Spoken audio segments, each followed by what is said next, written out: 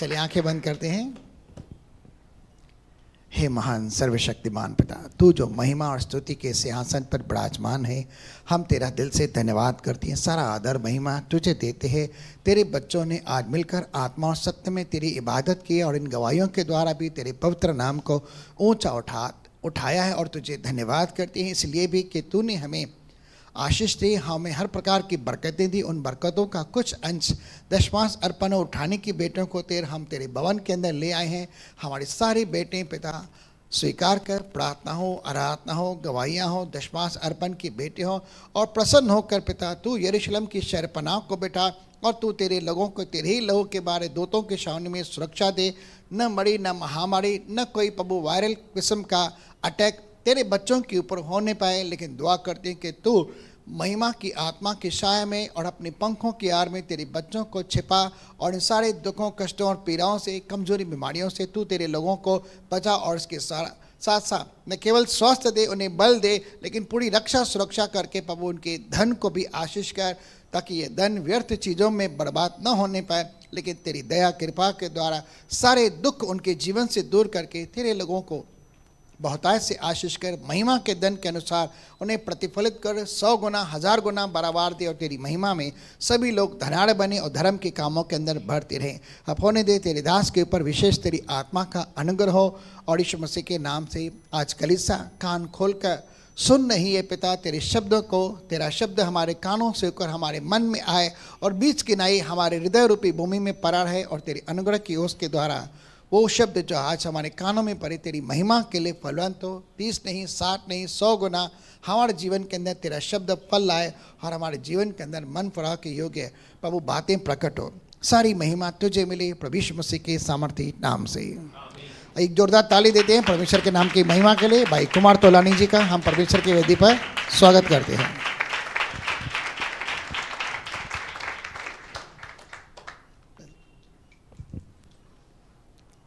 Praise the Lord.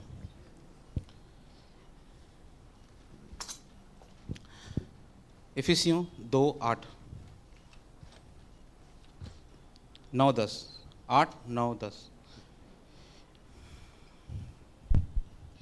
क्योंकि विश्वास के द्वारा अनुग्रह ही से तुम्हारा उद्धार हुआ है और यह तुम्हारी ओर से नहीं वरन परमेश्वर का दान है, और न कर्मों के कारण, ऐसा न हो कि कोई घमंड करे, क्योंकि हम उसके बनाए हुए हैं और मसीह यीशु में उन भले कामों के लिए सृजे गए जिन्हें परमेश्वर ने पहले से हमारे लिए करने के लिए तैयार किया। पौलुस ये बात दिखाता है क्योंकि परमेश्वर का वचन कहता है रोमी की पुस्तक 3 अध्याय में एक भी धर्मी नहीं। कितना? एक भी धर्मी नहीं, कोई भी धर्मी नहीं, सबने पाप किया, परमेश्वर की महिमा से रहित हैं। और यहाँ पे सिखाता है कि हमारा उद्धार कैसे हुआ, क्योंकि विश्वास के द्वारा। और ये विश्वास भी प्रेरितों के काम 19 उसके 26 में लिखा है, ये विश्वास भी उसके अनुग्रह से हमको मिला है। ये दान है हमको विश्वास जो मिला है, क्योंकि विश्वास के द्वारा अनुग्रह ही से तुम्हारा उद्धार हुआ है। जब एक व्यक्ति यीशु मसीह के किए हुए क्रूस पर कार्य को विश्वास करता है कि यीशु मसीह मेरे पापों के लिए मरा, गाड़ा गया और तीसरे दिन जी उठा, यह विश्वास उसे धर्मी बनाता है। पहला कुरिन्थियों 15 अध्याय उसका 1, 2, 3 वचन पढ़ेंगे। पहला कुरिन्थियों 15 अध्याय। हे भाइयों, मैं तुम्हें वही सुसमाचार बताता हूँ। पौलुस कहता है कलीसिया को, मैं तुमको वही सुसमाचार सुनाता हूँ जो पहले सुना चुका हूँ। वो कलीसिया को फिर से सुसमाचार क्यों सुना रहा है? ये कलीसिया आत्मिक वरदानों में ऑपरेट होती है। एक कलीसिया के पास अन्य भाषा का वरदान है, उसके बाद भी वो उनको सुसमाचार पर ध्यान आकर्षित करता है। हे मेरे भाइयों, मैं तुम्हें वही खुशखबरी सुनाता हूँ जो पहले सुना चुका हूँ, जिसे तुमने अंगीकार भी किया था, जिसे तुमने स्वीकार किया था उस सुसमाचार को, और जिसमें तुम स्थिर भी हो, जिसमें तुम अब स्थिर हो मसीह में। उसी के द्वारा तुम्हारा उद्धार भी होता है। उस सुसमाचार के द्वारा, उस खुशखबरी के द्वारा तुम्हारा उद्धार होता है। हाँ, यदि उस सुसमाचार को जो मैंने तुम्हें सुनाया था सिमरन रखते हो, अगर तुम उस खुशखबरी को, उस सुसमाचार को याद करते हो अपनी जिंदगी के अंदर, तो तुम्हारा उद्धार बना रहता है। हाँ, नहीं तो तुम्हारा विश्वास करना व्यर्थ हुआ। तो तुम्हारा विश्वास करना ही व्यर्थ है अगर तुम मसीह के सुसमाचार को भूल जाते हो, क्योंकि पौल कहता है सुसमाचार परमेश्वर की सामर्थ है। क्यों ये परमेश्वर की सामर्थ है? पढ़ेंगे 3 इसी कारण मैंने सबसे पहले तुम्हें वही बात पहुंचा दी मैंने तुम्हें पहले सबसे वही बात पहुंचा दी। जो मुझे पहुंची थी हाँ। कि पवित्र शास्त्र के वचन के अनुसार यीशु मसीह हमारे पापों के लिए मर गया कि यीशु मसीह पवित्र शास्त्र के वचन के अनुसार हम सब के पापों के लिए मारा गया, और गाड़ा गया, वो गाड़ा गया, और पवित्र शास्त्र के अनुसार हाँ। तीसरे दिन जी भी उठा। वो तीसरे दिन जी उठा। ये खुशखबरी है। और पौल कहता है अगर तुम उसे याद करते हो तो तुम विश्वास में सही हो, अगर तुम्हें स्मरण नहीं करते उसको तो तुम्हारा विश्वास ही व्यर्थ है। इफिसियों में पौल सिखाता है 2:8 में, विश्वास के द्वारा अनुग्रह ही से तुम्हारा उद्धार हुआ है। जब एक व्यक्ति यीशु मसीह के सुसमाचार पर विश्वास करता है कि यीशु मसीह मेरे पापों के लिए बलिदान हुआ, यह विश्वास उसे धर्मी करार करता है, न कि कर्म उसे धर्मी करार करते हैं। क्योंकि बाइबल बताती है कर्मों से, अपने कार्यों से, अपने ऐसे कोई काम से कोई भी व्यक्ति परमेश्वर के सामने कभी धर्मी नहीं बन सकता। यशायाह तो कहता है हमारे धार्मिकता के काम परमेश्वर के सामने मैले चिथड़े हैं, और मैले चिथड़े पहनकर कोई भी वस्त्र को ढाक, अपने आप को ढाक नहीं सकता। उसे वस्त्रों की जरूरत है। और धार्मिकता एक वस्त्र के समान है। जैसे आदम ने पाप किया और उसे लगा कि वो नंगा है, परमेश्वर ने उसे ओढ़ा, जो मेमने का वस्त्र उसे पहनाया, परमेश्वर ने उसे ढाका। और ये धार्मिकता एक वस्त्रों के समान है, बाइबल बताती है। इफिसियों 2:8 में 8 में आएंगे, क्योंकि विश्वास के द्वारा, उस विश्वास के द्वारा जो यीशु मसीह पर है कि यीशु मसीह परमेश्वर का पुत्र है, पहला, यीशु मसीह मेरे पापों के लिए बलिदान हुआ, यीशु मसीह मृतकों में से जी उठा, और यीशु मसीह वापस आने वाला है। जब एक व्यक्ति इस बात पर विश्वास करता है, यही विश्वास परमेश्वर के उस अनुग्रह के द्वारा हमारा उद्धार करता है। क्योंकि बाइबल बताती है जो काम व्यवस्था नहीं कर सकी, जो मूसा की व्यवस्था है वो नहीं कर सकी, उसको परमेश्वर ने किया। रोमियो की पुस्तक उसके 8 उसके 2 में, अर्थात अपने ही पुत्र को पाप में शरीर की समानता में बेचकर शरीर में पाप पर दंड की आज्ञा दी। परमेश्वर एक धार्मिक परमेश्वर है। जब पाप हुआ तो परमेश्वर ने कहा तू अवश्य मरेगा। तो परमेश्वर को पाप की पनिशमेंट देनी थी, पर मनुष्य पाप की पेमेंट चुका नहीं सकता, उसका मूल्य चुका नहीं सकता, उसका दंड चुका नहीं सकता। इसलिए यीशु मसीह ने हमारा मूल्य चुकाया, हमारे सारे दंड, श्राप, पाप और बीमारियां अपने ऊपर लेकर हमें व्यवस्था के श्रापों से मुक्ति दी, पौल कहता है। और ये सच्चाई है, इसमें मेरा कोई भी काम नहीं है। मैंने और आपने एक ही काम किया है, यीशु मसीह पर विश्वास किया है, क्योंकि परमेश्वर ने हमें यही सिखाया है। पौलुस भी रोमियो की पुस्तक 4 अध्याय में बताता है कि अब्राहम भी विश्वास से धर्मी बना, न कि कर्मों से धर्मी बना। वो परमेश्वर पर विश्वास करता था, और उसी विश्वास के द्वारा याकूब कहता है वो उस कार्य को करता था जो विश्वास के अनुसार थे। इससे वो धर्मी बना, जो विश्वास कार्यशील था उसकी जिंदगी के अंदर। और ये तुम्हारी ओर से नहीं है, वरना ये परमेश्वर का दान है, ये गिफ्ट है परमेश्वर की। 2:8 में लिखा है 9, और न कर्मों के कारण, न कर्मों के कारण। कोई व्यक्ति कर्मों से परमेश्वर को प्राप्त नहीं कर सकता। आगे, ऐसा न हो कि कोई घमंड करे। अगर कर्मों से धार्मिकता होती तो व्यक्ति अपने ऊपर घमंड करते, मैं ऐसा किया, मैंने वैसा किया, इसलिए मैं धर्मी हूं। भजन संहिता दाऊद कहता है 18 में, यहोवा ने मेरे हृदय की शुद्धता के अनुसार मुझसे व्यवहार किया है। क्योंकि वो कर्मों की धार्मिकता में था उस समय, मसीह में नहीं था, क्योंकि मसीह दाऊद के बाद आया। पर भजन 51 जब लिखता है तो वो कहता है, हे परमेश्वर मेरे अधर्मों को मिटा दे। पहले वो अपनी धार्मिकता को गिनाता है परमेश्वर के सामने। शाऊल से बचने के लिए प्रभु को बोलता है, मेरे हृदय की शुद्धता से प्रभु ने मुझे बचाया है। वो घमंड कर रहा है प्रभु के सामने, मैं धर्मी हूं, प्रभु ने मुझे बचाया है। पर जब 51 अध्याय लिखता है, वो इस बात को समझता है कि मैं कर्मों से नहीं परंतु विश्वास से, परमेश्वर की माफी से धर्मी बन सकता हूं। अगर मैं कर्मों से धर्मी बनूंगा तो मैं घमंड करूंगा, फिर मुझे परमेश्वर की जरूरत क्या है? अगर मैं कर्मों से ही स्वर्ग प्राप्त कर सकता हूं, अनंत जीवन प्राप्त कर सकता हूं, मुझे परमेश्वर की जरूरत क्या है? नहीं है मुझे परमेश्वर की जरूरत। पर परमेश्वर की जरूरत मुझे है, हम सबको है। क्यों? क्योंकि हम सब पाप के अंदर बिके हुए हैं और गुलाम हैं और अपने आप को छुड़ा नहीं सकते थे। इसीलिए ही तो मसीह आया। और ये तुम्हारी ओर से नहीं, परमेश्वर का दान है, न कर्मों के कारण, कि ऐसा ना हो कि कोई घमंड करे। 10, क्योंकि हम उसके बनाए हुए हैं। किसके बनाए हुए हैं? हम परमेश्वर के बनाए हुए हैं। क्यों बनाए गए हैं? ये मोबाइल क्यों बनाया गया है? पेपर वेट का काम करने के लिए बनाया गया है कि पेपर पे रखो खाली पेपर नहीं उड़े। इस मोबाइल का कोई मकसद है बनाने का, ये लोगों की दूरियां को मिटाता है बात करने में, ये इस मकसद से बनाया गया है। हम उसके बनाए हुए हैं। क्यों बनाए गए हैं? मेरा बनने का कारण क्या है? मसीह के अंदर मुझे बुलाया क्यों गया है? मसीह के अंदर मुझे उद्धार देने के लिए। यस, हम बनाए हुए हैं। और मसीह यीशु में हाँ, उन भले कामों के लिए सृजे गए। किसके लिए सृजे गए हैं? उन भले कामों से सृजे गए हैं। इस बात को समझिए, धार्मिकता यीशु मसीह पर विश्वास करने से मिलती है। और जब मैं विश्वास से धर्मी बन चुका तो धर्मी व्यक्ति का एक चरित्र होता है, धार्मिक व्यक्ति का एक कैरेक्टर होता है। और पॉल कहता है हम उसके बनाए हुए हैं, उन भले कामों के लिए सृजे गए हैं। मुझे और आपको बनाया गया है परमेश्वर के द्वारा। किसके लिए? उन भले कामों के लिए जिन्हें परमेश्वर ने पहले से हमारे करने के लिए तैयार किया। परमेश्वर ने तैयारी करके रखी है कि मेरे बच्चे आए और उन भलाई के कामों को करें जो मैंने उनके लिए तैयार करके रखे हैं। परमेश्वर ने मुझे धर्मी बनाया है। तो क्यों बनाया है धर्मी? क्या मैं केवल नाम का धर्मी हूं? प्रभु यीशु मसीह क्या कहते हैं धार्मिकता के विषय में? हम पढ़ेंगे मत्ती रचित सुसमाचार। मैं धर्मी हूं विश्वास से। कितने लोग धर्मी हैं विश्वास से? कितने लोगों ने बैप्टिज्म लिया है मसीह यीशु के अंदर? कितने लोग विश्वासी हैं? थोड़ा हाथ ऊपर ही रखिए, मैं देखना चाहता हूं। धर्मी हैं हम सब? यस। प्रभु यीशु मसीह क्या कहते हैं? मत्ती की रचित सुसमाचार 5 अध्याय 20। क्योंकि मैं तुमसे कहता हूँ क्योंकि मैं तुमसे कहता हूं, यीशु मसीह कहते हैं, कि यदि तुम्हारी धार्मिकता शास्त्रियों और फरीसियों की धार्मिकता से बढ़कर न हो तो तुम स्वर्ग के राज्य में कभी प्रवेश करने न पाओगे। मैं तुमसे सच कहता हूं, यदि तुम्हारी धार्मिकता किससे बढ़कर नहीं हो? फरीसियों और शास्त्रियों से। क्यों यीशु मसीह फरीसियों और शास्त्रियों से कंपेयर करता है? क्योंकि फरीसी और शास्त्री अपने आप को धर्मी मानते थे, पर कभी धार्मिकता उनके जीवन से दिखाई नहीं देती थी।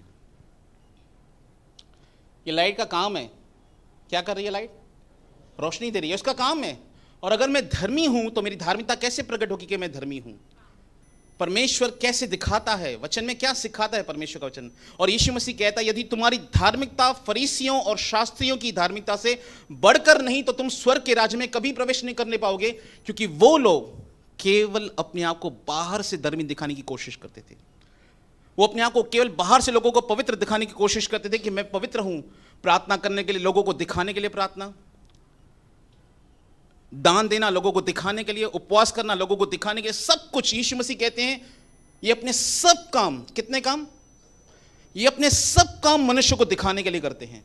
और अगर मेरी धार्मिकता ऐसी है कि मैं लोगों को प्रश्न करने के लिए बातें करता हूं, कोई भी काम मसीह के अंदर, तो मेरी धार्मिकता और फरीसियों की धार्मिकता में कोई फर्क नहीं है। क्योंकि मैं लोगों को खुश करना चाहता हूं। मेरी ऑडियंस लोग हैं और मैं उनको ही खुश करना चाहता हूं। पर पॉल कहता है हम उसको खुश करना चाहते हैं जो हमारे हृदय को जांचता है। यीशु मसीह कहते हैं तुम्हारी धार्मिकता फरीसियों और शास्त्रियों की धार्मिकता से बढ़कर न हो तो तुम स्वर्ग के राज्य में कभी प्रवेश न करने पाओगे। पहला यूहन्ना 3 अध्याय 7वां वचन। हम धर्मी हैं। यूहन्ना क्या कहता है हमारी धार्मिकता के विषय में? 1 जॉन 3। हे बालकों, किसी के भरमाने में न आना। किसी के भरमाने में नहीं आना। जो धर्म के काम करता है वही उसकी नाई धर्मी है।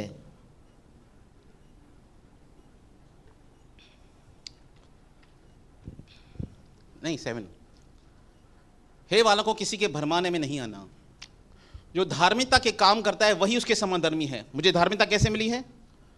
यीशु मसीह पर विश्वास करने से। पर अब मैं धर्मी बनाए तो क्या केवल मेरा लेबल है मेरा धर्मी कि ये व्यक्ति धर्मी है? कि मेरे द्वारा परमेश्वर की धार्मिकता प्रकट होनी चाहिए। धार्मिक व्यक्ति का चरित्र कैसा होता है? बाइबल क्या बताती है धार्मिक व्यक्ति के चरित्र के बारे में? और जब हम यीशु मसीह में धर्मी बने हैं तो क्या मेरा चरित्र, मेरा कैरेक्टर, मेरा चाल चलन धार्मिक व्यक्ति के समान है? वचन क्या कहता है धार्मिक व्यक्ति का चाल चलन कैसा होता है? हम वचन से सीखेंगे। अगर मैं धर्मी हूं तो मेरा चरित्र क्या उस धार्मिकता से मैच खा रहा है? मैं बोलूं मैं धर्मी हूं, मैं कहूं मेरे अकाउंट में बहुत सारे पैसे हैं, मैं बहुत अमीर हूं, और मेरा पासबुक आप देखें और उसमें 500 रुपये पड़े हो तो आपको मालूम पड़ जाएगा मैं अमीर नहीं हूं। मैं कितनी भी अपनी बड़ाई करूं, मेरे पास ये है, मेरे पास वो है, मेरे पास ये है, और आप मेरा बैलेंस चेक करें तो आपको पता चल जाएगा मैं कैसा व्यक्ति हूं। कोई बात की फर्क नहीं पड़ेगा, कोई बात आपको कठिन नहीं लगेगी उसको डिसर्न करने के लिए। मैं धर्मी हूं, पर वाकई क्या मेरा चाल चलन धर्मी के समान है? इंग्लिश में लिखा है न्यू अमेरिकन स्टैंडर्ड बाइबल में, ये किंग जेम्स वर्जन है, न्यू अमेरिकन स्टैंडर्ड बाइबल में लिखा है, do not be deceive my brothers, he who practice righteousness he is righteous as the God is righteous. धार्मिकता की एक प्रैक्टिस होती है। मैं ये नहीं कहता कि विश्वासी से पाप नहीं होता, पर जैसे परमेश्वर का वचन में नीति वचन की पुस्तक में पढ़ रहा था, मैं समझता हूं 26 या 27 अध्याय में लिखा है, he who loves the purity of the heart God king will be his friend. जो अपने हृदय की शुद्धता से प्रीति रखता है, राजा उसका मित्र होता है। जो अपने हृदय पर ध्यान देता है कि मेरा हृदय कैसा है, क्या मेरे हृदय में खराबी है, और अगर मेरे हृदय में खराबी है तो मैं इस खराबी से कैसे निकल सकता हूं, अगर वो इस बातों की सोच में रहता है तो राजा अर्थात परमेश्वर उस व्यक्ति का मित्र होता है। तो क्या मेरा ध्यान मेरे चाल चलन पर है? क्या मैं अपने आप को धोखा दे रहा हूं कि यीशु मसीह में मैं धर्मी बन चुका हूं, पर मेरे कार्य? आप इस बात को समझना, मैं कर्मों की धार्मिकता के बारे में नहीं सिखा रहा हूं, क्योंकि अगर आपने इसको इस रीति से समझा तो आप एकदम गलत कॉन्सेप्ट में चले जाएंगे विश्वासी जीवन के। मैं कर्मों की धार्मिकता के विषय में नहीं सिखा रहा हूं कि कोई व्यक्ति कर्मों से धर्मी बनेगा। मैं यह सिखा रहा हूं कि विश्वास के द्वारा मैं धर्मी बनाया गया हूं, और अगर मैं धर्मी बनाया गया हूं तो मेरा चरित्र क्या धर्मी है? क्या मैं धार्मिकता के अनुसार, वचन के अनुसार, जो वचन कहता है, क्या मैं वैसा चलता हूं? धर्मी का चरित्र कैसा होता है? धार्मिक व्यक्ति का सबसे बड़ा चरित्र हम देखेंगे रोमियो की पुस्तक, उसका पहला चरित्र है रोमियो की पुस्तक 3 अध्याय 23 से लेके 26 तक पढ़ेंगे। अगर आपको वचन सुनते वक्त आपको लगे कि यार मुझ में ये धर्मी होने के बाद भी ये सब चीज़ें नहीं हैं, तो मैं क्या करूं? आपको परमेश्वर के वचन पर मनन करना चाहिए, प्रार्थना करनी चाहिए। प्रभु, आपने मुझे धर्मी बनाया है, मैं इस धार्मिकता में जीवन बिताना चाहता हूँ। मैं कुछ ऐसी चीज़ें देखता हूँ अपनी लाइफ के अंदर धर्मी होने के बाद भी, जो मेरे अंदर धर्मी के स्वभाव को या धर्मी के महिमा को, इसको धार्मिक जीवन को प्रकट नहीं करती, तो मैं इसको निरंतर प्रार्थना में रखता हूँ। जैसे एक वचन मुझे हमेशा खटकता है धार्मिकता के विषय में मेरे लाइफ के लिए, लिखा है, दुष्ट ऋण लेता है, कर्जा लेता है, भरता नहीं है। भजन संहिता 37 उसके 21 में लिखा है, दुष्ट व्यक्ति लोन लेता है पर उसको रीपे नहीं कर पाता, रीपे नहीं कर पाता, करता नहीं है रीपे, पर धार्मिक व्यक्ति देने वाला होता है।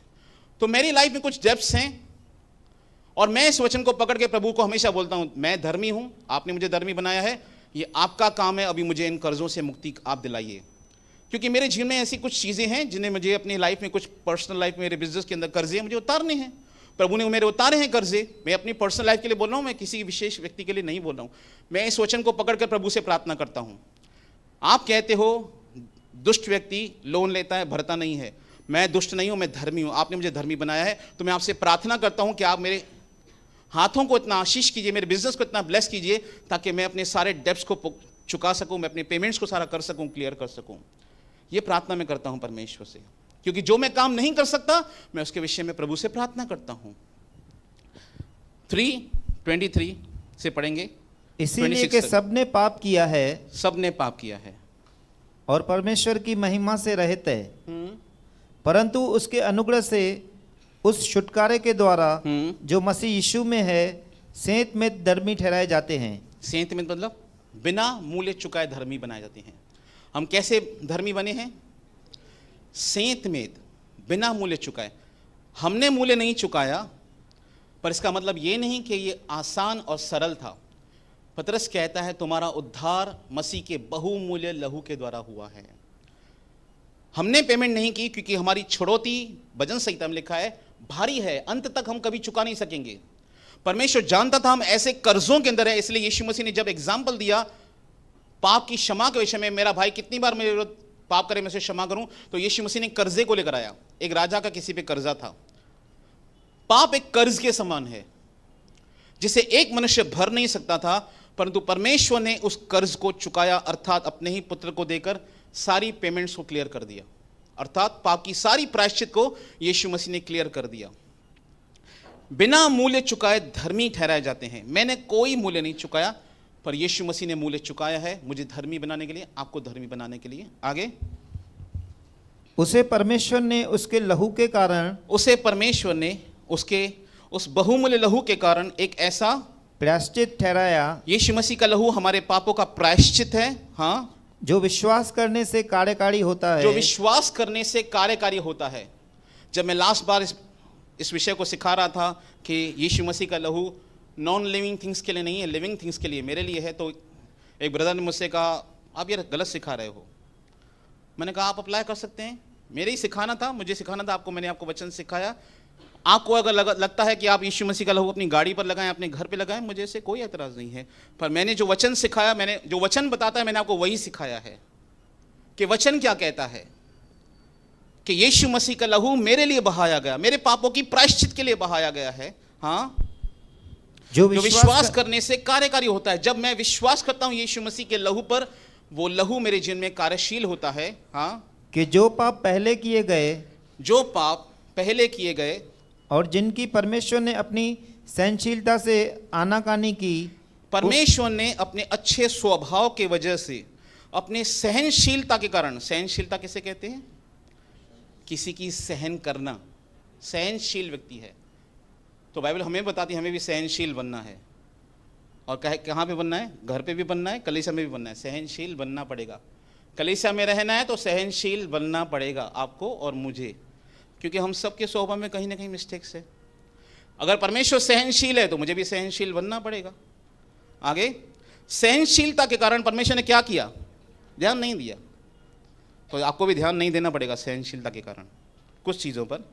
उनके विषय में वह अपनी धार्मिकता प्रकट करे, उनके विषय में परमेश्वर अपनी धार्मिकता प्रकट करे। यशायाह में परमेश्वर कहता है I will reveal my righteousness, मेरा धर्मी होना प्रकट होने पर है कि मैं धर्मी हूं। इसका प्रकटीकरण क्या है? अगर परमेश्वर धर्मी है तो उसका प्रूफ क्या है? परमेश्वर कहता है मेरी धार्मिकता प्रकट होने पर है, और वो धार्मिकता प्रकट हुई यीशु मसीह के अंदर परमेश्वर की। आगे पढ़ेंगे, वरन इसी समय उसकी धार्मिकता प्रकट हो। इसी समय जब मसीह बलिदान हो रहा है उसके बारे में कह रहा है, इसी समय परमेश्वर की धार्मिकता प्रकट हो कि जिससे वह आप ही धर्मी ठहरे, कि जिससे वह आप ही धर्मी ठहरे, और जो यीशु पर विश्वास करे, जो यीशु मसीह पर विश्वास करे, उसका भी धर्मी ठहराने वाला हो। उसका भी परमेश्वर धर्मी ठहराने वाला हो। क्या कहता है पौल? सिखाना क्या चाहता है? जब परमेश्वर ने मनुष्य जाति को माफ किया, यह दिखाता है कि परमेश्वर एक धर्मी परमेश्वर है। और अगर परमेश्वर धर्मी है तो माफ करता है, तो अगर परमेश्वर ने मुझे धर्मी बनाया है तो परमेश्वर मुझसे भी ये एक्सपेक्टेशन रखता है कि मैं भी लोगों को माफ करूं जिन्होंने मुझे हर्ट किया है, कैसे भी तरीकों से। एक्सक्यूजेस नहीं है। फिल इन द ब्लैंक्स में 4 ऑप्शन होते थे हमारे एग्जाम में, हमारे पास एक ही ऑप्शन है, माफी, और कोई ऑप्शन हमारे पास है ही नहीं। हमारे मसीह जीवन के एग्जाम्स में हमें एक ही ऑप्शन दिया जाता है, तुम्हें डैश को माफ करना है, हाँ, और कोई ऑप्शन ही नहीं है हमारे पास। परमेश्वर ने हमारे पास कोई ऑप्शन नहीं रखा है। जिस रीति से हमने अपने अपराधियों को माफ किया है, वैसे ही हमारे अपराधों को माफ करें। एग्जैक्टली ये इसके हम सीख भी चुके हैं। जब हम यीशु मसीह के विश्राम के बारे में सीख रहे थे, उस विषय पे हमने देखा था। पर सिखाने का बात क्या है? अगर मैं धर्मी हूं, अगर मैं मसीह यीशु में धर्मी बन चुका हूं, तो क्या मैं माफ कर रहा हूं लोगों को? मुझे माफ करना है, पर अगर मैं मसीह में होने के बाद भी लोगों को माफ नहीं कर पा रहा हूं, तो मैं धर्मी होने के बाद भी अधर्मियों के समान जीवन बिता रहा हूं। यूहन्ना कहता है मेरे भाइयों भरमाए मत जाओ, जो धार्मिकता के काम करता है वही उसके समान धर्मी है। हमने धर्म के काम समझे गरीबों को खाना खिलाना, जानवरों को खाना खिलाना, अनाथ आश्रम में कुछ दे देना, हमने धर्म के काम इतना ही समझे। पर धार्मिकता के काम ये नहीं है। धार्मिकता के काम है परमेश्वर के समान माफ करना। मुझे और आपको ऑप्शन नहीं है, मुझे सीखना है। अगर मेरे पास प्रेम की कमी है तो मुझे परमेश्वर के पास जाना होगा जो प्रेम करता है और मुझे परमेश्वर से प्रार्थना करके उन लोगों को क्षमा करना पड़ेगा जिन्होंने किसी भी रीति से मुझे हर्ट किया है। और अगर मैं अपने हृदय में हर्ट लेके चल रहा हूं तो मैं कभी आत्मिक उन्नति में आगे नहीं बढ़ सकता। खैर मेरा विषय वो नहीं है, पर यह सिखाना चाहता हूं जैसे परमेश्वर ने माफ किया, परमेश्वर धर्मी परमेश्वर है, तो उसने माफ किया तो मेरा भी काम है कि मैं लोगों को माफ करूं। ये धर्मी का सबसे बड़े चरित्र है, ये कैरेक्टर ऑफ राइचियस पर्सन का है। राइचियसनेस वर्ड निकला कहां से? राइचियसनेस वर्ड निकला राइट स्टैंडिंग विद गॉड। परमेश्वर धार्मिक है, जो सही काम है, नैतिक पूर्ण काम है, वही परमेश्वर करता है। वैसे ही परमेश्वर चाहता है कि मैं भी उसके साथ राइट वे से आगे बढ़ूं। मुझे धर्म की शिक्षा मिलेगी कहां से? मुझे धार्मिकता की शिक्षा मिलेगी कहां से? मैं एक वचन बताना आपको भूल गया, 2 तिमुथियुस 3:15, 16 एंड 17। एक्चुअली रोमियो 3:23 से पहले मुझे वहां पे जाना था, पर मैं स्किप हो गया। खैर कोई बात नहीं। और बालकपन से पवित्र शास्त्र तेरा जाना हुआ है। कब से? कितने घरों में बच्चे हैं छोटे? ये आपकी ड्यूटी है, पेरेंट्स की ड्यूटी है, मदर और फादर की ड्यूटी है। आपको अपने बच्चों को बचपन से बाइबल की शिक्षा देनी है। और बच्चों को आप थ्योरी के सिखाने जाओगे नहीं सीखेंगे, प्रैक्टिकली आपको उनको सिखाना पड़ेगा। जैसे मैं आपको एक वाक्य बताता हूँ। राहल मेरे पास आई, उसने कहा देखो चाचू आज भी घर पे पोहे बनाए हैं, कल भी पोहे खाए, आज भी पोहे खाए हैं। ये बहुत साल पुरानी बात है। तो मैंने उसे कहा देख इजराइल ने 40 साल मन्ना खाया, कुड़कुड़ाते थे, तू मत कुड़कुड़ा। तो जहाँ पर आपको मौका मिले आपको अपने बच्चों को वचन सिखाना है। जब आपके बच्चे आपसे झूठ बोलते हैं, आपको बताना है कि झूठ बोलना एक बहुत बड़ा पाप है। जब आपके बच्चे आपसे कुछ ऐसा व्यवहार करते हैं जो सही नहीं है, आपको उनको सिखाना पड़ेगा ये जो तू कर रहा है या जो तू कर रही है ये वचन के विरुद्ध है। ये हमारी ड्यूटी है, पेरेंट्स की ड्यूटी है, गार्डियंस की ड्यूटी है। 2 तिमुथियुस बचपन से किसने सिखाया था? ऐसे बचपन से इसकी नानी ने सिखाया था और इसकी मदर ने सिखाया, यूनिके ने और लुइस पॉल कहता है। जो तुझे तो ये मसीह स्त्रियों का काम है, ब्रदर्स काम पे रहते हैं 8-9 घंटे, तो ये सिस्टर्स का काम है भाई। क्योंकि बच्चे के साथ अधिक रहने वाली माँ ही रहती है, पिता नहीं रहता है। पिता अपनी ड्यूटीज़ पर रहता है, अपने बर्डन्स के ऊपर। 8-10 घंटे वो बाहर रहेगा, 8 घंटे सोएगा, 16 घंटे 18 घंटे तो ऐसे ही चले गए, 6 घंटा उसमें भी वहाँ पे यहाँ पे जाना रहता है। तो सबसे अधिक अगर बच्चे किसकी केयर टेक में रहते हैं तो वो मदर की केयर टेक में रहते हैं। और ये मदर की कंप्लीट ड्यूटी है कि अपने बच्चों को वचन सिखाएं। मूसा को ट्रेन करने में उनकी माता का बहुत बड़ा हाथ था, क्योंकि वो दाई थी उसकी फिरौन के घर में, उसकी माता ही उसकी दाई थी। बचपन से पवित्र शास्त्र तेरा जाना हुआ है। क्यों जाना हुआ है? क्यों सिखाया गया है पवित्र शास्त्र तुझे? जो केवल तुझे एग्जाम देने के लिए? केवल एग्जाम देने के लिए नहीं, एग्जाम देने के लिए नहीं। जो तुझे मसीह पर विश्वास करने से उद्धार प्राप्त करने के लिए बुद्धिमान बना सकता है। भाई आप एग्जाम दो, मुझे कोई प्रॉब्लम नहीं होती है। मैं खुद एग्जाम वालों को वचन भी सिखाता हूँ, मुझे इससे कोई नहीं। पर मैं आपको बता रहा हूँ वचन किस लिए लिखा गया है। बचपन से पवित्र शास्त्र तेरा जाना हुआ है। जो मसीह पर विश्वास करने से उद्धार प्राप्त करने के लिए क्या बना सकता है? तुझे बुद्धिमान बना सकता है कि तुझे मसीह में उद्धार मिला है, कि तू विश्वास में कैसे उन्नति कर सकता है। ये वचन तुझे सिखाएगा। विश्वास सुनने से, सुनना मसीह के वचन से होता है। ये विश्वास तुझे सिखाएगा कि तू परमेश्वर के वचनों का अंगीकार कर। ये वचन तुझे सिखाएगा कि यीशु के कोड़े खाने से तुम चंगे हो गए हो। यही वचन तुम्हें सिखाएगा तेरा वचन मेरे पांव का दीपक, मेरे मार्ग का उजियाला है। ये आपको रोशनी देगा हर समस्या के बीच में। बचपन से पवित्र शास्त्र तेरा जाना हुआ है। क्यों? 16 हर एक पवित्र शास्त्र मतलब 66 बुक्स ऑफ बाइबल, परमेश्वर- संपूर्ण पवित्र शास्त्र परमेश्वर की प्रेरणा से रचा गया है। परमेश्वर की प्रेरणा से रचा गया है, इंस्पिरेशन ऑफ गॉड से लिखा गया है। और उपदेश देने में और समझाने में और सुधारने में और धर्म की शिक्षा के लिए लाभदायक है। धार्मिकता की शिक्षा के लिए ये वचन लाभदायक है। क्यों? आगे बढ़िए। ताकि परमेश्वर का जन सिद्ध बने, ताकि पवित्र शास्त्र पढ़ने से वो धार्मिकता की शिक्षा प्राप्त करे, बुद्धिमान बने और हर एक भले काम के लिए तत्पर हो जाए। हर एक भले काम के लिए वो तत्पर हो जाए और सिद्धता की ओर चले। ये वचन उसके शिक्षा देता है। ये वचन मुझे सिखाता है। ये वचन मैंने परमेश्वर से सीखा कि परमेश्वर ने जब मुझे माफ़ किया तो उसकी धार्मिकता प्रकट हुई। तो मुझे भी परमेश्वर ने यही सिखाया, तुझे भी माफ़ करना है उन लोगों को जो तुझे हर्ट करते हैं किसी भी रीति से, फाइनेंशियली, इमोशनली, किसी भी रीति से तुझे उन्हें माफ़ करना है। ये धार्मिक व्यक्ति का चरित्र है, माफ़ करना। दूसरा कैरेक्टर, चरित्र धार्मिक व्यक्ति का, नए नियम का पहला धार्मिक व्यक्ति यूसुफ था, ओल्ड टेस्टामेंट के अनुसार, क्योंकि इस समय नई व्यवस्था नहीं आई थी। उसका चरित्र देखिए कैसा था। मत्ती रचित सुसमाचार 1 अध्याय 18-19। यहाँ पर यूसुफ जो मरियम का होने वाला पति था उसके बारे में लिखा है, क्योंकि मरियम के गर्भ में यीशु मसीह आ चुके थे। स्वर्गदूत ने संदेश दिया था कि तेरे गर्भ में परमेश्वर का पुत्र आएगा और परमेश्वर का पुत्र कहलाएगा। वो एक कुंवारी, मैं समझता हूँ उस समय उसकी उम्र 16 साल थी या 17 साल भी थी, नहीं थी। मरियम की उम्र उस समय 16 या 17 भी नहीं थी, और वो गर्भवती पाई गई थी पवित्र आत्मा के द्वारा, क्योंकि मसीह उसके गर्भ में आया था और उसकी मंगनी हो चुकी थी एक यूसुफ नामक एक धार्मिक व्यक्ति से। ये वाक्य वहाँ पे लिखा है, अब यीशु मसीह का जन्म इस प्रकार से हुआ, प्रभु यीशु मसीह का जन्म इस प्रकार से हुआ कि जब उसकी माता मरियम की मंगनी यूसुफ के साथ हो गई तो उनके इकट्ठे होने से पहले से वह पवित्र आत्मा की ओर से गर्भवती पाई गई। उनकी शादी नहीं हुई थी और उस शादी से पहले वो गर्भवती पाई गई।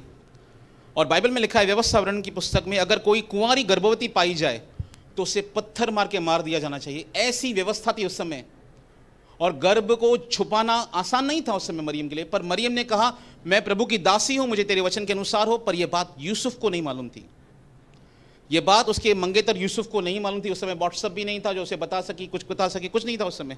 उसे इन्फॉर्म कैसे करे? किसी भी रीति से नहीं। 19, तो उसके पति यूसुफ ने जो धर्मी था, क्या था? कौन था वो? यूसुफ धर्मी था। और वो धर्मी था तो कैसे पता चले वो धर्मी है? आगे, और उसे बदनाम करना नहीं चाहता था। वो मरियम को बदनाम करना नहीं चाहता था। धार्मिक व्यक्ति बदनाम नहीं करते हैं लोगों को। अगर कोई किसी को बदनाम करता है तो धार्मिकता के अनुसार वो नहीं जीवन बिता रहा है, पीठ पीछे या कहीं पर भी। मैं धर्मी हूं, मैं धर्मी हूं, आप धर्मी हैं? कितने लोग धर्मी हैं? अब क्यों हाथ नीचे हो गए? अब क्यों हाथ नीचे हो गए? भाई आप धर्मी हो, सच में धर्मी हो। हम सब धर्मी हैं, मैं यही सिखा रहा हूं। पर धार्मिक व्यक्ति कभी किसी को बदनाम नहीं करते। ये हम परमेश्वर के वचन से सीखते हैं। आपसे गलतियां हो सकती हैं, मुझसे भी गलतियां हुई हैं, पर अगर हम परमेश्वर के वचन से सीखते हैं कि मैं बदनामी नहीं करूंगा, कोई भी कारण हो तो मुझे बदनामी नहीं करनी है। आप कल्पना कर सकते हैं जब यूसुफ को यह बात पता चली कि मेरी मंगेतर गर्भवती है।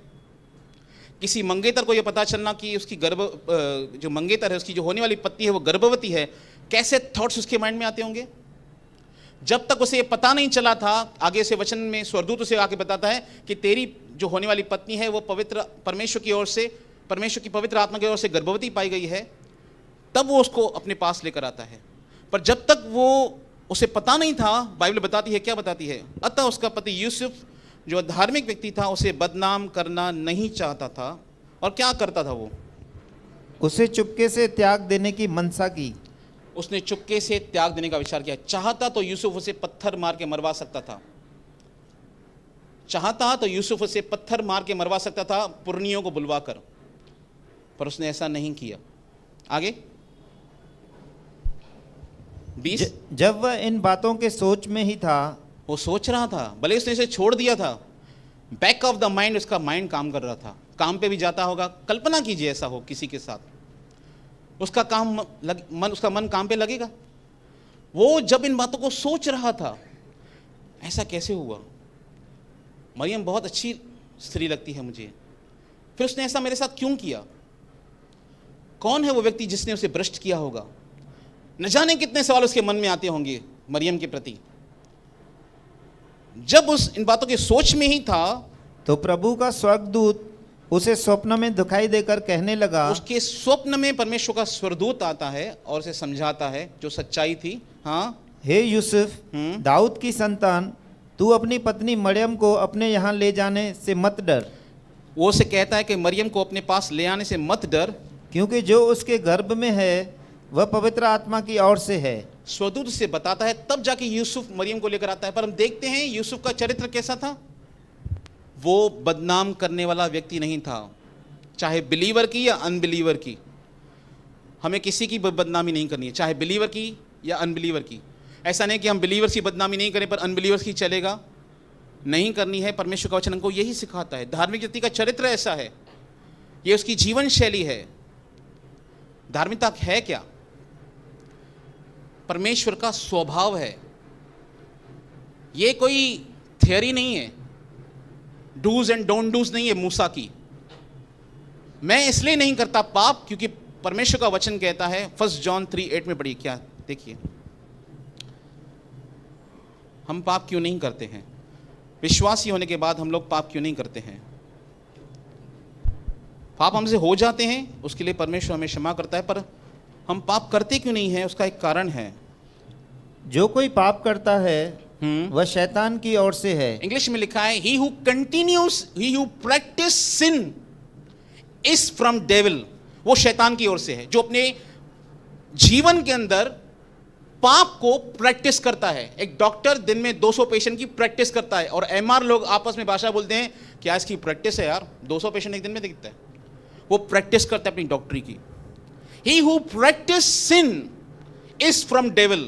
वो शैतान की ओर से है, वो शैतान की संतान है। जो विश्वासी होने के बाद भी अगर हो तो वो अपने जीवन में पाप करता रहता है, व्यभिचार करता रहता है या कुछ भी करता रहता है, ऐसा वो शैतान की ओर से है। वो शैतान के समान काम कर रहा है।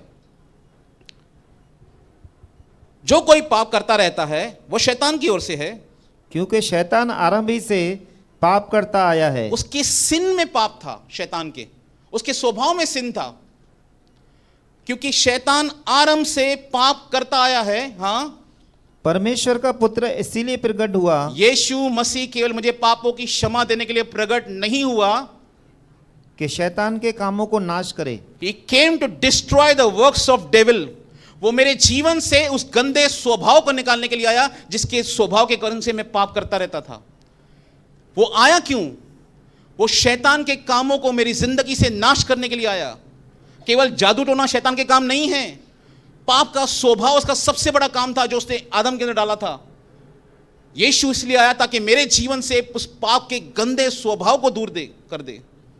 आगे 9, जो कोई परमेश्वर से जन्मा है, He who is born of God, जो परमेश्वर से पैदा हुआ है बैप्टिज्म के अंदर, पिता पुत्र पवित्र आत्मा के नाम से जब उसने बैप्टिज्म लिया है, वह पाप नहीं करता। इंग्लिश में लिखा है, He does not continue in sin।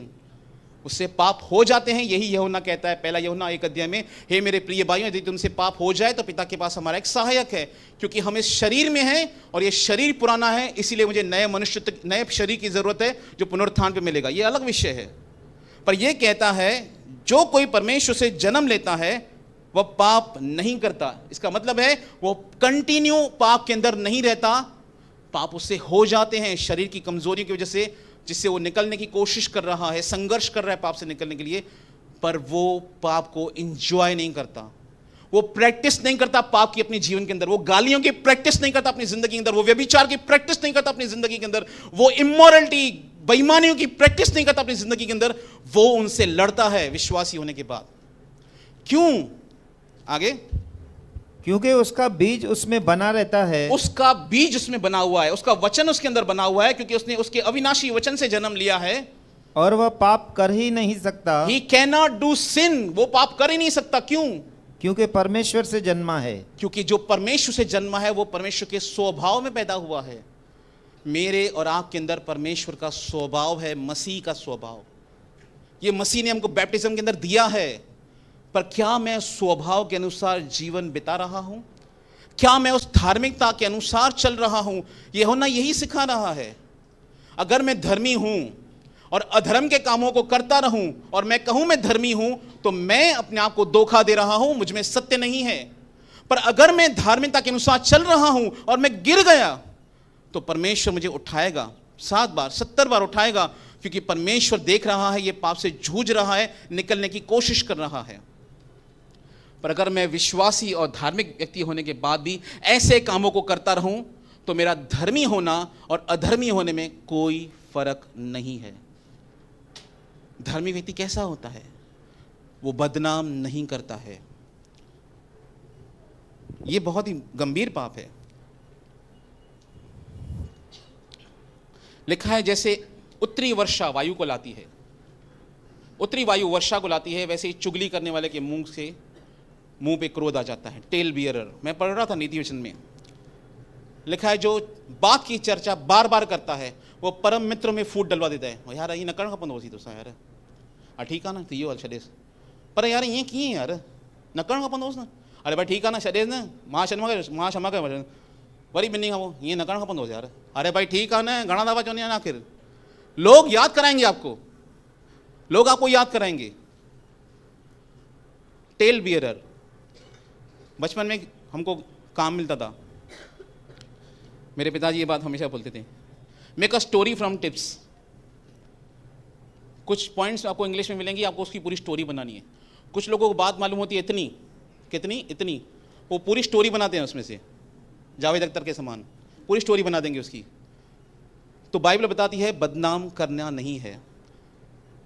अगर आपको पता चले, मैं आपको एक एग्जांपल देता हूँ, मेरी सगी बहन हो, विश्वासी हो समझो, सगी बहन मेरे पास नहीं है मसीह में, आत्मिक बहनें बहुत हैं, पर मेरी सगी बहन हो और उसका बॉयफ्रेंड हो, मुझे पता चले, मैं इसको छुपाऊंगा कि बताऊंगा लोगों को? बताओ, मैं छुपाऊंगा कि बताऊंगा? पर विश्वासनी बहन को किसी को मालूम पड़ जाए, कोई जवान बहन है, जो जवान बच्ची है, जैसे संसार के बारे में पता नहीं है, और मुझे ये बात पता चल जाए कि ये इस कलीसिया की बहन को बॉयफ्रेंड है, अनबिलीवर है, मैं क्या करूँगा? लोगों को बताऊँगा जाके कि मैं प्रार्थना करूँगा? मैं प्रार्थना करूँगा कि लोगों को जाके बताऊँगा? मेरे घर में कोई समस्या हो, मैं बताऊँगा कि छुपाऊँगा? मैंने ऐसी ऐसी बातें अपने परिवार की छुपाई, पप्पू को भी नहीं बताई, तो पप्पू को 150-2 साल के बाद पता चली। उसने बोला यार मुझे क्यों नहीं बताया, मैं क्या बताऊं? अपने घर की समस्या तुझे बताऊं इस बातों के बारे में? मैं छुपाऊंगा कि प्रकट करूंगा अपनी घर की गलतियों को? तो बदनाम करने वाला धर्मी व्यक्ति कभी बदनाम नहीं करेगा, ये इसके स्वभाव में है, वो बदनाम नहीं करेगा किसी को, वो स्लैंडरर नहीं बनेगा, अक्यूजर नहीं बनेगा। वो क्या करेगा? बाइबल हमें सिखाती है जो प्रेम का खोजी है वो पाप को ढांकता है। नूह के बेटे थे शेम, हाम, येपेत। नूह एक धर्मी व्यक्ति था और नूह ने उस बाढ़ के बाद अंगूर का इतना रस पी लिया वो मतवाला बन गया और उसने अपने वस्त्र उतार दिए। तो उसका बेटा हाम ये देखकर अपने पिता को तुच्छ जानता है, मेरा बाप, नूह धर्मी है और वो कहता है मेरा बाप देखो कितना तुच्छ दिखता है मेरा बाप। हाम ने ये किया। पर शेम और येपेत उसके बेटे ऐसे आते हैं पीछे से, उनका पिताजी पीछे नंगा लेटा पड़ा है और दोनों भाई चद्दर लेते हैं और ऐसे आते हैं पीछे से, ऐसे ऐसे ऐसे, और अपने पिताजी पे चद्दर डाल देते हैं कि अपने पिता के नंगेपन को नहीं देखें। नूह को जब होश आता है वो हाम को शराब देता है क्योंकि उसने अपने पिता के उस परिस्थिति को तुच्छ जाना था। और नूह अपने बेटे हाम को श्राप देता है। और जानते हैं हाम की संतान कौन है? मिस्र, कनान, ये हाम की संतान है। ये उत्पत्ति की पुस्तक में लिखा हुआ है 6वें, 5वें, 6वें, 7वें अध्याय में।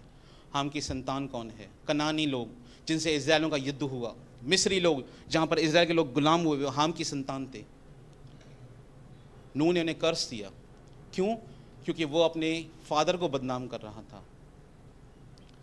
मैं कल ही बता रहा था बाइबल स्टडी पर कि परमेश्वर कैसे, यशायाह में लिखा है कि मैं राख के बदले सुंदरता को लेकर आता हूँ। मैं जॉयस मेयर के बारे में बता रहा था, उनका बुक है ब्यूटी फॉर एशेस, उनके बारे में बता रहा था। जॉयस मेयर की मैंने टेस्टिमनी सुनी थी। उनके पिताजी ने उनको 200 बार रेप किया था। एक पिता ने अपनी बेटी का 200 बार रेप किया हो, और उस बच्ची की मानसिकता कैसी होगी जब वो बड़ी होगी। और जब वो विश्वास नहीं बनी, यीशु मसीह में आई, तब उसे क्षमा करने में बहुत दिक्कत हो रही थी अपने फादर को, क्योंकि उसकी वजह से उसके लाइफ पूरी खराब हुई थी। पर जैसे जैसे वो मसीह में बढ़ती गई और जैसे उसने मसीह की क्षमा और आनंद और शांति को समझा, उसने अपने फादर को कंप्लीटली माफ़ कर दिया और अपने फादर को बैप्टिज्म भी दिया। उसके बुढ़ापे में उसने अपने फादर को बैप्टिज्म दिया। तो हम देखते हैं कि धार्मिक व्यक्ति का चरित्र कैसा होता है। वो माफ करने वाला होता है, बदला लेने वाला व्यक्ति नहीं रहता है। कभी तो मौका मिले, वो बदनाम नहीं करता, वो माफ करता है। ये धार्मिक व्यक्ति का चरित्र है। मेरा समय हो चुका है, बाकी आपको पॉइंट्स मैं अगली मीटिंग में सिखाऊंगा। पर एक वचन लास्ट बताऊंगा आपको, नीति वचन की पुस्तक 10 उसका 11। 8:45 बज गए हैं।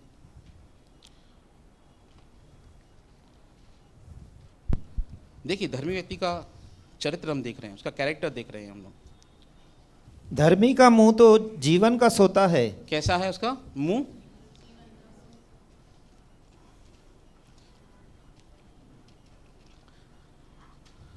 ये बहुत ही महत्वपूर्ण है। मुंह जीवन का सोता है मतलब उसके जीवन में, उसके मुख में हमेशा परमेश्वर के वचन के, जीवन के वचन की बातें रहेंगी।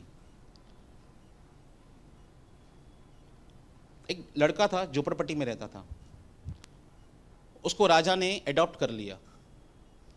और जब राजा किसी को अडॉप्ट करता है, अपने बच्चे के समान, अपने बेटे या बेटी के समान उसे अडॉप्ट करता है, तो राजा के बेटे को राजा का चरित्र सिखाया जाता है। राजा खाता कैसे है, वो छुरी और चम्मच लेके खाता है, ऐसा हाथ डाल के सीधा नहीं खाएगा राजा।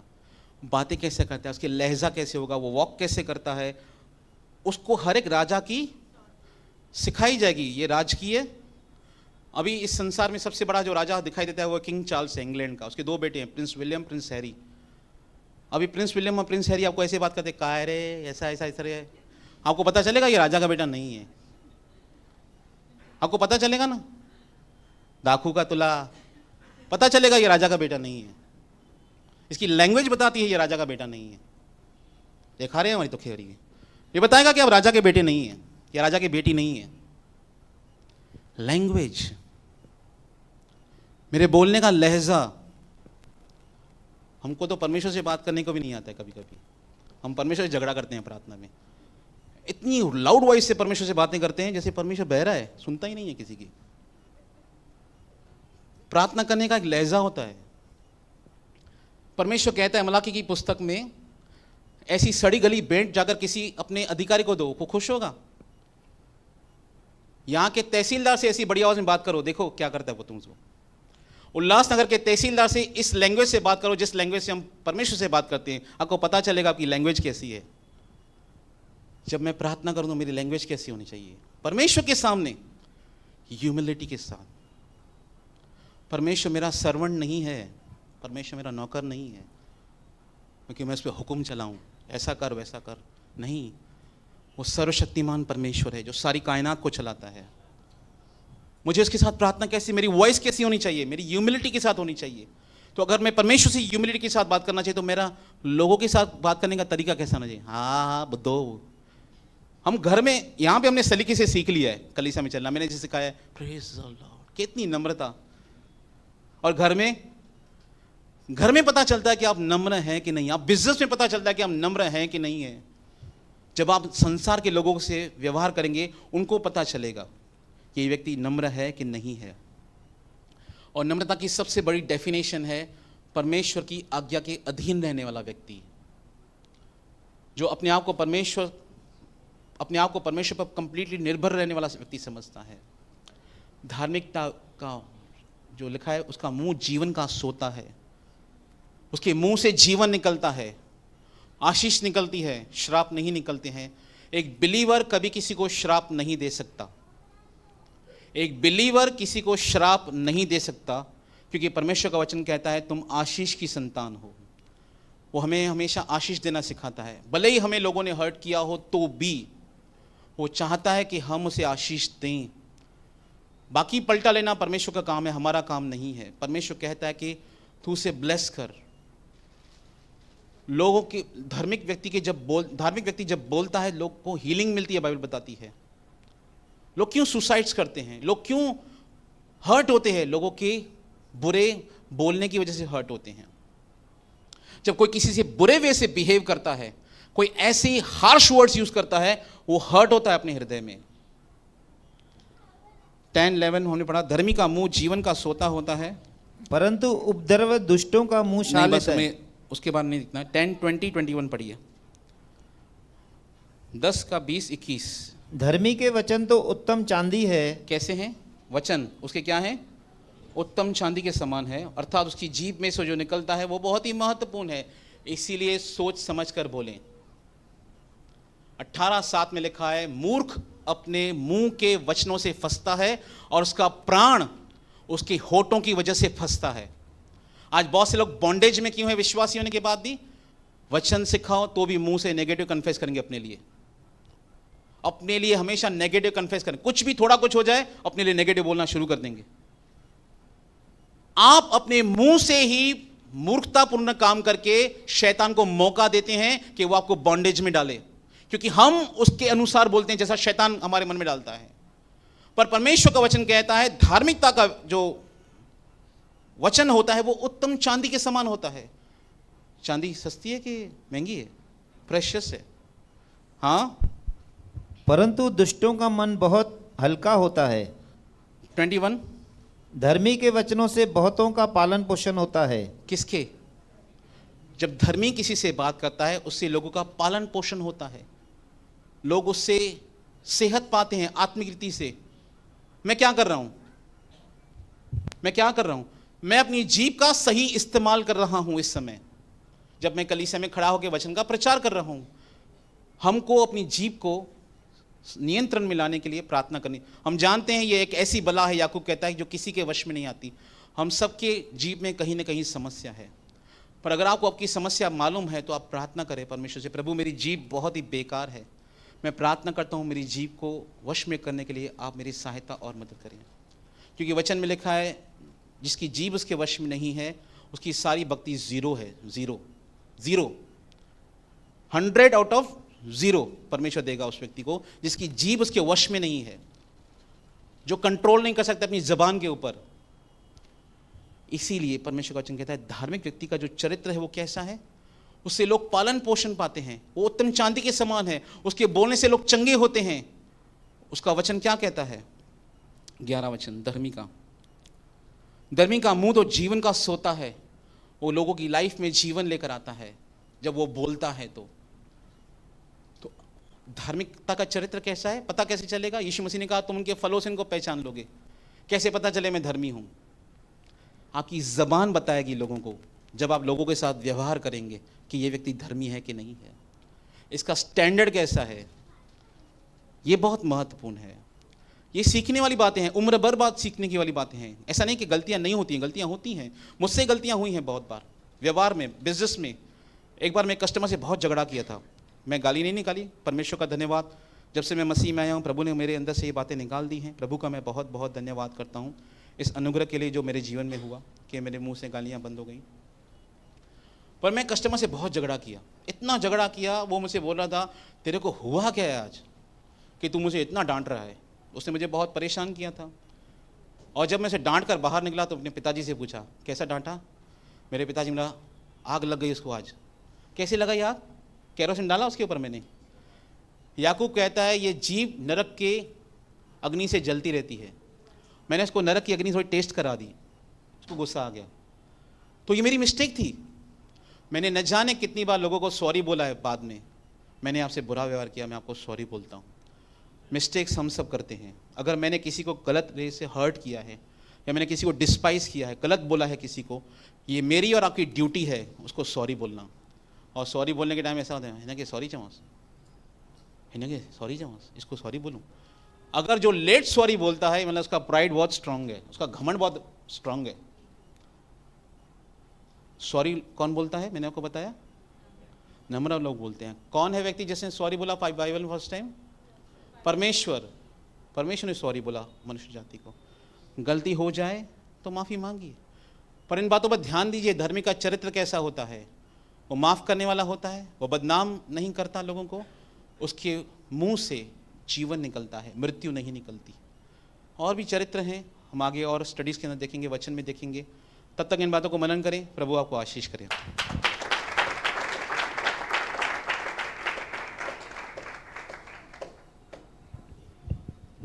हालेलुया। इससे पहले हम प्रार्थना में आगे बढ़ें, 2 अनाउंसमेंट हम कर लेते हैं।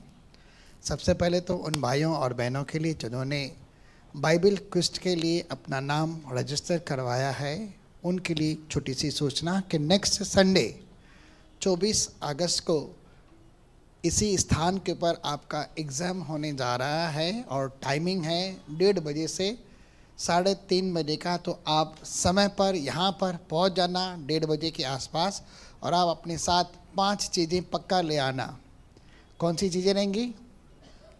एक रहेगी पेंसिल, दूसरे रहेगा शार्पनर, तीसरा रहेगा इरेजर, और चौथी चीज़ रहेगी ब्लैक पेन, ठीक है, और पांचवी चीज़ राइटिंग पैड, ठीक है।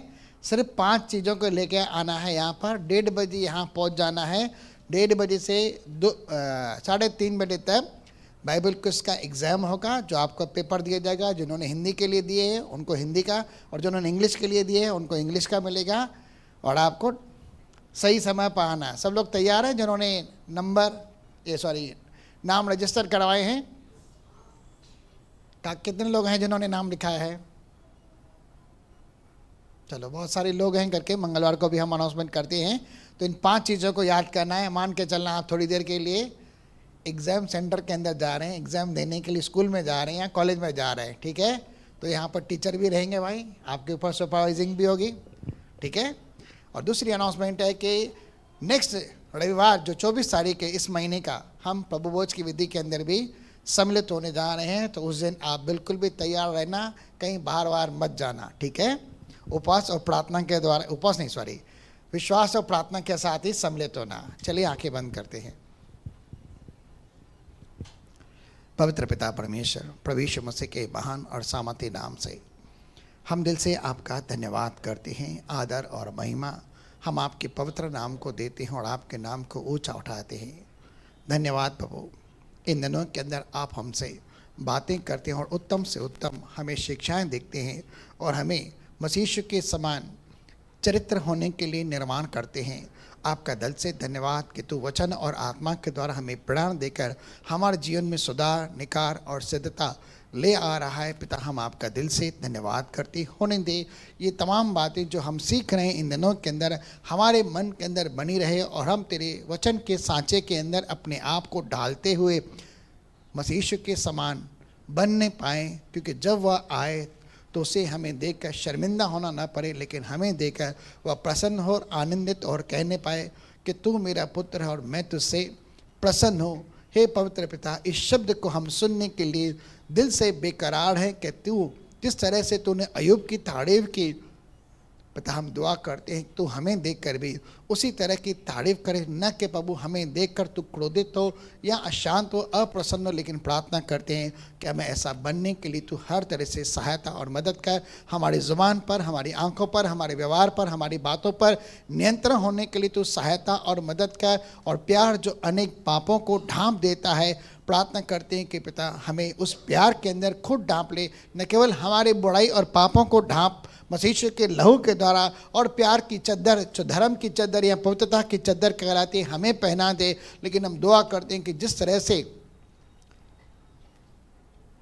नूह को ढांपा गया था, उनके दोनों पुत्रों के द्वारा उनके बदनाम नहीं किया गया था, हम दुआ करते हैं उसी तरह हम एक दूसरे को ढांपने वाले बन सके, चाहे वह विश्वासी हो या न भी हो, चाहे प्रभु घर का सदस्य हो या बाहर का सदस्य हो, चाहे व्यापारी है या पड़ोसी है या दोस्त यार या कोई भी है। प्रभु हम किसकी गलती का बखान न करें, लेकिन अपनी ज़बान पर नियंत्रण करते उसे माफ़ करके उसे ढांपने वाले बने, न कि उसका नगारा पीटे। हम प्रार्थना करते हैं ऐसा बनने के लिए आप हमारी सहायता और मदद कर। हम सब बातों के लिए तेरा धन्यवाद करते हैं। सारा आदर महिमा तुझे देते हैं प्रभु यीशु मसीह के पवित्र और सामर्थी नाम से, आमीन। पिता परमेश्वर का प्रेम, प्रभु यीशु मसीह का अनुग्रह और पवित्र आत्मा की सहभागिता अब से लेकर सर्वदा तक, जब तक मसीह यीशु बादलों पर आए, हम तमाम भाइयों और बहनों के संग बनी रहे और बढ़ती रहे। सारे भाई बहन बोलेंगे आमीन। बोल प्रभु यीशु मसीह की। परमेश्वर आप सबको आशीष करे, अनुग्रह शांति से भरे। भाई लोग भाइयों से, बहनें बहनों से हाथ मिलाकर प्रेज़ द लॉर्ड कर सकते हैं।